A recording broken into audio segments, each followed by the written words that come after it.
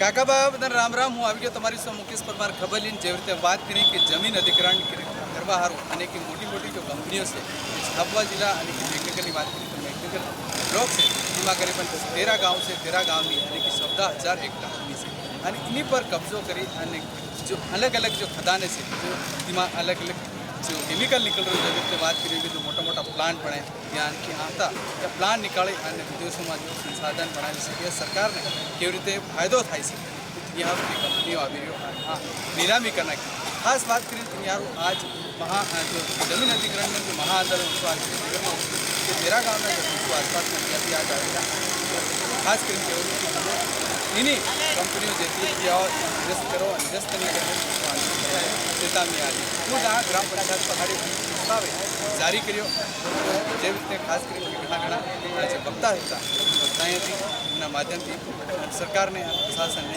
અવગત કરાવ્યો અને વાંચ્યો ખર્યો ખોટ્યો બતાડ્યો અને બધી વાત સમજાડી વાત કરી આખીર આવવાવાળો સમય માનવો પડે કે ये जो आदेश है जो अमल में थाय से या एमनी जो कंपनियाँ जो नीलामी थाय है जमीन अधिग्रहण करी जमीनों क्षेत्रों आवाड़ा समय में निरेश थाय से भी थाय तो आवाड़ा समय में लेकिन हमने जो आदिवासी की एकता देखावा मिली आंदोलन करवा जगह जगह देखा बात करें पहला जमीन अधिग्रहण राणापुर सारड़पाड़ा गाँव आज छापा जिला मेरा गाँव 14 अधिग्रहण करना कब्जा में करी आज की जमीन पर फैक्ट्री आवे फैक्ट्री अलग अलग प्रति जमीन में मिनरल से या धातु से क्या धातु काम इतनी हार आज मेघनगर आसपास गाँव में जमीन SDR ने जिला प्रशासन खास का बात करें मौका पर जो इतनी बातों की जो आखिर तुम कहते हो हमें वक्तान हम तुम्हारी उसमें खबर जानकारी काकाबा बधान राम राम. सबसे पहले वक्ताओं ने क्या ग्राम पंचायत बिठाई क्या मुद्दा है? देखिए यहाँ मेघनगर के पास में 7-8 गाँव हैं जहाँ पर ग्रेफाइट और मैग्नीज के लिए खनन के लिए ब्लॉक्स आवंटित कर दिए हैं.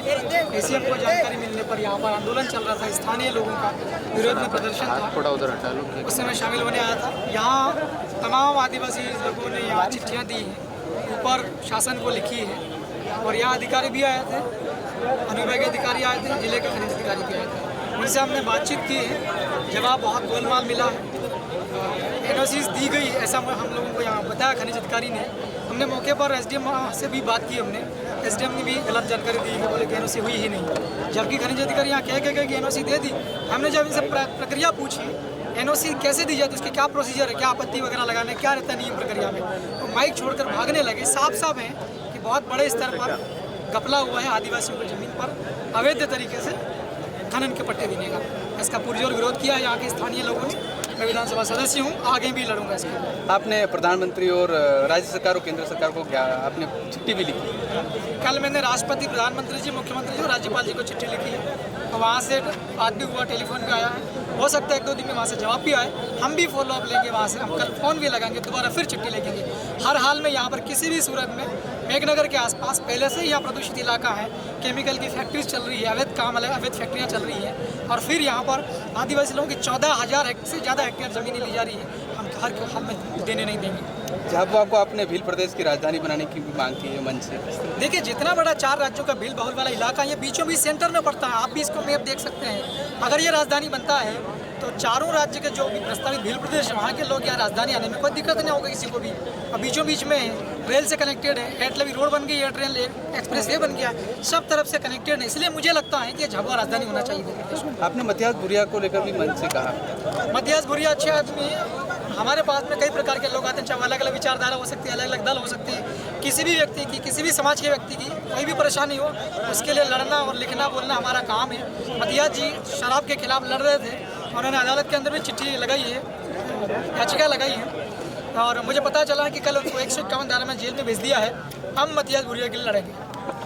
माननीय विधायक अनुमति दी है, अब ग्राम सभा में कोरम कंप्लीट होना चाहिए, तो आपको नहीं लगता कि उन्होंने गलत जानकारी दी? 50% जनसंख्या का वो होना चाहिए. बिल्कुल, जो मैंने कहा वही है कि लोग सारे उस गांव के लोग यहाँ बैठे हुए थे. सरपंच और सचिव ने मिली भगत करके जांच का विषय है किसने क्या लिया, किसने कितना क्या दिया है, वो जांच का विषय है। प्रश्न ये है सर, मिली भगत करके इन्होंने अवैध तरीके से 2-3 लोगों ने सहमति दी है, तो पूरा गलत है, वो नियम के विरुद्ध है वो। आपने जो प्रशासन को और जिला प्रशासन को आपने एक ग्राम पंचायत ने प्रस्ताव जारी किया है, क्या है उस प्रस्ताव? देखिए, प्रदेश और राष्ट्र में डबल इंजन की जो सरकार है वो पागल हो चुकी है और उसका एक जीता जागता साक्ष्य हमने स्थानीय प्रशासन से बात करते वक्त मंच पे देखा। स्थानीय प्रशासक सब डिविजनल मजिस्ट्रेट राजस्व जो मेघनगर के एसडीएम है, उन्होंने ये स्पष्ट कहा ग्राम सभा के सामने कि उनके पास कोई जानकारी नहीं है कि ये नीलामी कैसे हुई। और उनके मंच से उतरने के तुरंत बाद में जिला खनिज अधिकारी आए और जब जिला खनिज अधिकारी से पूछा गया तो उन्होंने कहा कि नहीं साहब, एसडीएम साहब को मालूम है। तो अब सरकार ये स्पष्ट बतावे कि क्या ये डबल इंजन पागल हो चुका है, जो विधि, संविधान और लिखित विधान के विरुद्ध जाकर के आदिवासी समाज की भूमि को कब्जा क्यों करना चाहता है, भूमाफिया की तरह। तो जो पूरा पट हमें जो पढ़ने में आ रहा है, देखने में आ रहा है, सुनने में आ रहा है, हमारे सामने जो घटनाक्रम हो रहा है, उससे एक बात स्पष्ट हो चुकी है कि प्रदेश की बीजेपी की सरकार को ये यकीन है कि वो आने वाले 5 साल के बाद रिपीट नहीं होंगे। इसीलिए वो खनिज माफिया के तौर पे काम कर रहे हैं और हमारी जो भूमि है, भूमि के नीचे जो छुपा हुआ मिनरल्स है, उसको नियमों के विरुद्ध जा करके और हड़पने की साजिशें रची जा रही हैं। लेकिन जब तक आदिवासी समाज में पढ़ा लिखा युवा है, जो संविधान को जानता है, समझता है, प्रशासनिक काम के जो तौर तरीके हैं उनको समझता है, तब तक बीजेपी की सरकार या मोहन यादव जी का जो दुष्चक्र है, इसे हम अंजाम तक नहीं पहुंचने देंगे, इसको रोकेंगे। और मैं स्पष्ट करना चाहता हूं पूरे आदिवासी समाज को, जो प्रदेश और राष्ट्र में रहता है, वो ये मान ले कि आपके भूमि के ऊपर बीजेपी की सरकार, बीजेपी के नेता और बीजेपी के जो खनिज माफिया है, उनकी कुदृष्टि पड़ चुकी है। आप जाग जाएं, आप जागृत हो जाएं और वो आदिवासी समाज का हिस्सा जो बीजेपी का कार्यकर्ता है, पदाधिकारी है, आरएसएस का कार्यकर्ता है, पदाधिकारी, वो ये जान ले, वो ये समझ लें कि आप जिस पार्टी और जिस संगठन का काम कर रहे हैं, ये आपकी हितैषी नहीं है। ये आपके मिनरल्स, आपकी माइंस, आपकी ज़मीन के ऊपर बुरी नज़र डाल चुके हैं। आपने जो प्रशासन को जो ग्राम पंचायत से प्रस्ताव जारी किया है, जो आदेश दिया है, वो क्या था? देखिए, भारत का संविधान और भू राजस्व संहिता की कई ऐसी धाराएं हैं जो स्थानीय आदिवासी समाज को अपने जल, जंगल, जमीन, चाहे वो जमीन शासन के नामे भी दर्ज हो, उसका भी मालिकाना हक देता है ग्राम सभा को। तो हमने ये स्पष्ट किया है ग्राम सभा से पूछने के बाद में कि उनके द्वारा किसी भी तरह की अनापत्ति नहीं दी गई है। तो आज हमने वही सारी चीज़ें लिखित में लिपिबद्ध करके और स्थानीय प्रशासन के माध्यम से राज्य और केंद्र शासन को। पर युवा होने के नाते मैं ये कहना चाहता हूँ कि जिस तरह से यहाँ पे बातचीत हुई अधिकारियों और हमारे समाज के वरिष्ठ जनों के बीच में, क्लियरली यहाँ पे ये नज़र आया कि अनुविभागीय अधिकारी थे और उसके बीच जो हमारे विधायक महोदय के बीच में जो बातचीत हुई, उसमें क्लियरली ये निकल के आया कि जो खनिज अधिकारी है वो कुछ अलग बातें कह रहे हैं और एसडीएम साहब कुछ अलग बातें कह रहे हैं। कुल मिलाकर यहाँ पे हमें आशंका हो रही है कि ये मिली भगत है और जो गांव का गरीब आदिवासी है उसको बेघर करने की पूरी तरीके से प्लानिंग है। और इस प्लानिंग और इस साजिश जो हो रही है उसके हम खिलाफ है और इस पूरे मेघनगर का युवा, इस पूरे झाबुआ का युवा इसके खिलाफ है। और जहाँ पे हमें लड़ने की, संघर्ष करने की बारी आएगी तो हम सड़कों पे भी निकलेंगे। ये हम सरकार को, ये प्रशासन को कह देना चाहते हैं कि 1 इंच भी जमीन नहीं देंगे। ये जमीन हमारे बाप दादाओं की है, ये जमीन किसी सरकार की नहीं है। यहाँ पे पूंजीपति वर्ग के दबाव में आकर प्रशासन काम कर रहा है और हमारे लोगों को, हमारे बच्चों को, हमारे भविष्य के साथ खिलवाड़ कर रहा है। क्या मैं एक युवा होने के नाते मेरी आने वाली पीढ़ी का क्या होगा अगर मेरी जमीन चली जाती है? सरकार इसका जवाब दे।